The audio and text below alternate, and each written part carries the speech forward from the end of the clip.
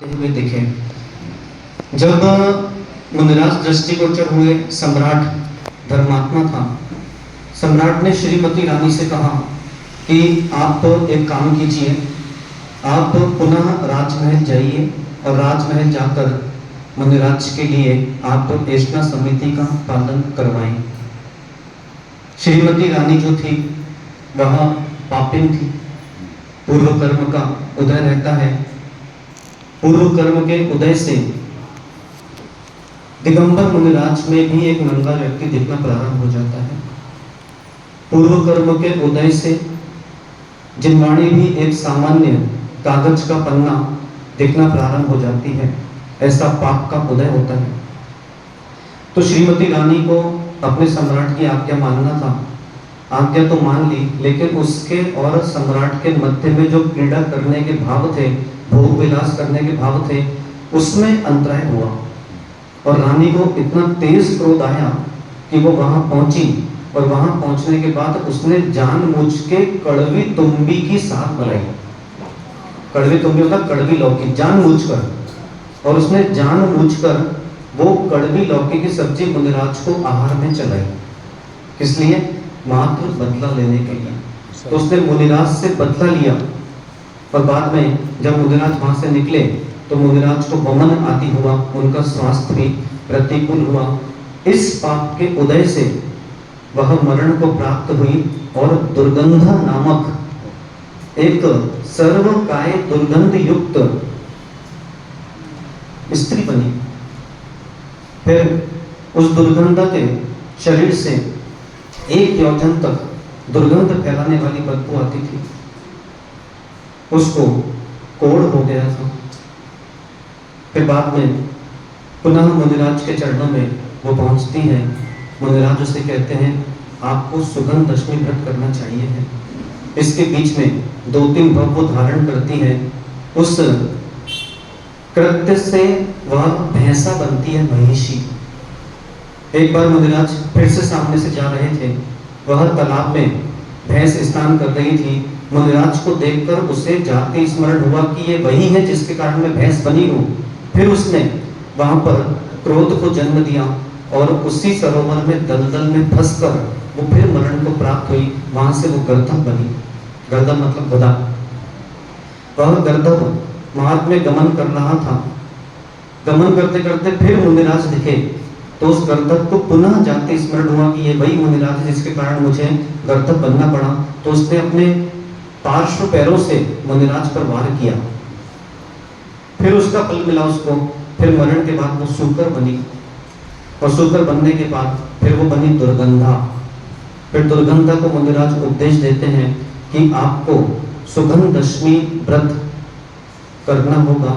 उसने सुगंध दशमी व्रत किया विधि विधान से और बाद में उसका वह कोढ़ शरीर सुगंधित शरीर हुआ और वही दुर्गंधा बन गई सुगंधा। आज की सुगंध दशमी व्रत की कथा है।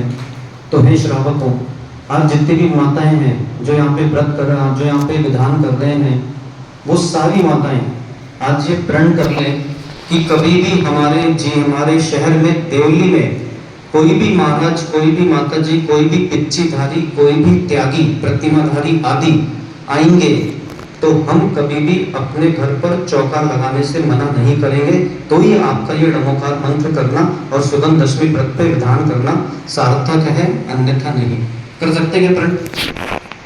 कितनी माताएं प्रण कर रहे हैं कि समाज वाले आगे होकर नहीं आएंगे, आप आगे होकर आएंगे ये बोलने के लिए कि आप हमारा चौका लगा लीजिए। देखो पापी माता, देखो आज पुरुष भी आ सकते हैं, पुरुष भी अपने हाथ से बना के खिला सकते हैं। चलिए बहुत बढ़िया, सबको बहुत बहुत आशीर्वाद। क्योंकि अभी इंदौर शहर में पट्टाचार्य महोत्सव हुआ। जैसे ही पट्टाचार्य महोत्सव पूर्ण हुआ, मैंने वहां पे समाज के इंदौर में 150 मंदिर हैं और 150 मंदिर के 150 ग्रुप चलते हैं। 150 मंदिर के 1500 ग्रुप चलते हैं, व्हाट्सएप ग्रुप। तो वहां पे जब मैंने व्हाट्सएप ग्रुपों को छाना और लोगों से पूछा भाई क्या चल रहा है आजकल पट्टाचार्य महोत्सव का, तो उसमें ऐसे ऐसे मैसेज मैंने देखे।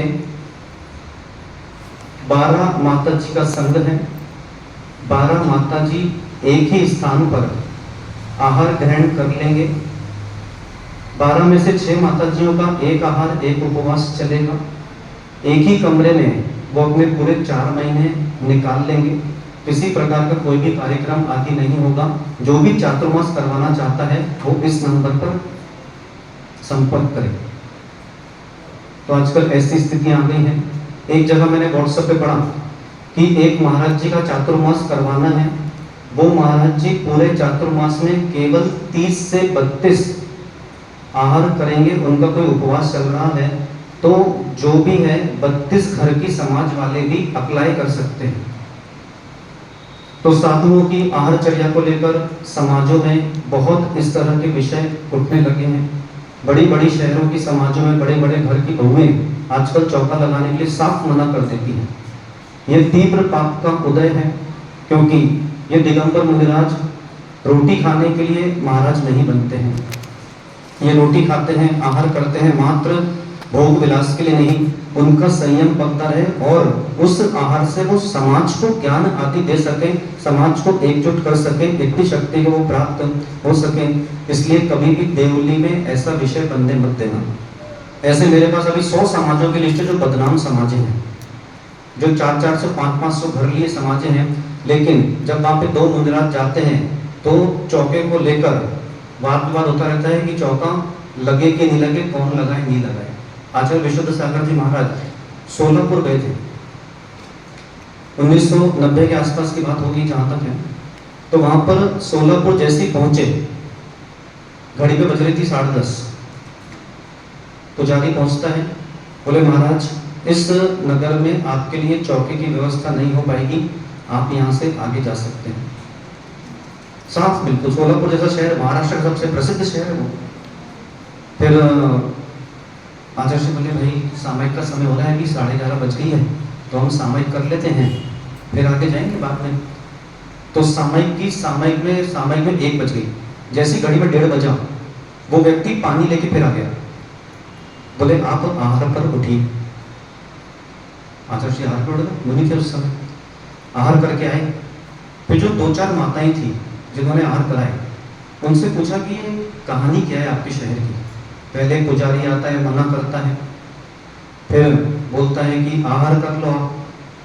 तो बोले महाराज जी, एक महाराज जी आए थे, तो वो महाराज जी बोलकर गए थे कि केवल हमारे संघ के लिए ही चौका लगाना, दूसरे कोई मुनिराजों के लिए चौका नहीं लगाना। उन्होंने प्रवचन में हाथ खड़ा करा के नियम दिया था, इसलिए हमने चौका नहीं लगाया। तो फिर आचार्य से पूछे, बोले कि फिर क्या हो गया। बोले उनका नियम जाए भाड़ में, हमको कोई मतलब नहीं है, हम तो हर साधु के लिए चौका लगाएंगे।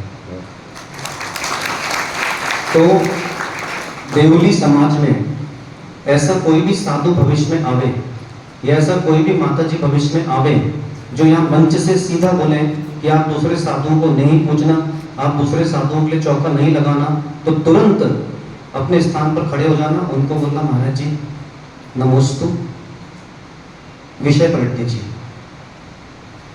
हाथ जोड़ के निवेदन करना। क्योंकि वर्तमान में आज भी 2025 चल रहा है, इस 21वीं शताब्दी में आज भी ऐसे साधु हैं जिनको शर्म नहीं आती है, मंचों से दूसरे साधुओं के लिए चौका लगाने के लिए मना कर रहे हैं। वो आज भी, अभी 2024 में मेरे पास कई उदाहरण है ऐसे। तो ये बहुत गलत है। साधुओं को इस तरह के विषयों को मंचों से नहीं बोलना चाहिए है, ना करना चाहिए है। क्योंकि महाराज घर पर आहार करने आते हैं, श्रावक को क्या ले जाते हैं, और महाराज आहार भी कितना करते हैं। इसलिए ये श्रावकों देवली में इस विषय को खड़ा ना करें। विशेषकर जो माताएं हैं, सुगंध दशमी व्रत की कथा पर ध्यान रखें, और जब भी चौका लगाएं, चौका लगाते समय ये बिल्कुल मन से निकाल दें कि जब तक महाराज नहीं आएंगे, जब तक हम मुंह झूठा ना करेंगे, ना कराने देंगे। ये सब फालतू की बातें। आप चौका लगाते हैं, आप चौका लगाने से पहले लौकी बनाते हैं, लौकी को चखिए। आप चौका लगाते हैं, चौका लगाने से पहले आप ककड़ी सलाद बनाते हैं, ककड़ी को चखिए। आप चौका लगाते हैं, उससे पहले बादाम आप छीलते हैं, बादाम को चखिए या दूसरे से चखवाइए। आप अनार का जूस बनाते हैं तो अनार का जूस पहले चखिए या चखवाइए। आप मौसम्बी का जूस बनाते हैं, उसको चखिए, चखवाइए। तो जितने भी इस तरह के कड़वे स्वाद वाली चीज़ें होती हैं, जब कसायले स्वाद वाली चीज़ें होती हैं, इनको पहले चख लेना चाहिए है। इंदौर में सर्वार्थ सागर जी महाराज हमारा चातुर्मास चल 2017 में, तो सर्वार्थ सागर जी एक जगह आहार करने गए, वहाँ पर लौकी की सब्जी में उन्होंने इतना तेज मसाला मिलाया कि वो मसाले के चलते लौकी की कड़वाहट का पता नहीं चला। मेरे कक्ष में थे, महाराज आहार करके आ गए, उसके बाद 6 दिन तक उनको फूड पॉइजनिंग हुआ, 6 दिन तक पाटे से उठ नहीं पाए। तो ऐसी कई बार हमारी गलतियाँ हो जाती हैं, इनको संभालें, मुनिराजों के प्रति शुभ भाव रखें, क्योंकि मुनिराज किसी और के नहीं हैं, ये हमारे ही हैं। MP जैन साहब मंजू जी आज विधान विनायक बने हैं। MP जैन साहब को पहले ही मैंने लिख के दिया है, MP मतलब होता है मैं प्रतिमाधारी, तो अब इनको प्रतिमाधारी नहीं जाना चाहिए क्योंकि अब रिटायर हो चुके हैं, अब जीवन में कोई काम नहीं है, तो अब व्रत की ओर आगे बढ़े। सबको बहुत बहुत आशीर्वाद है। तेले का विचार कर रहे हैं महाराज, हाँ तेले के लिए विचार कर रहे हैं, अगर आपका आशीर्वाद मिलेगा इनको तो जरूर तेला करेंगे। बहुत अच्छा, तेला करो, केला खाओ, मस्त रहो, भगवान शांतिनाथ स्वामी।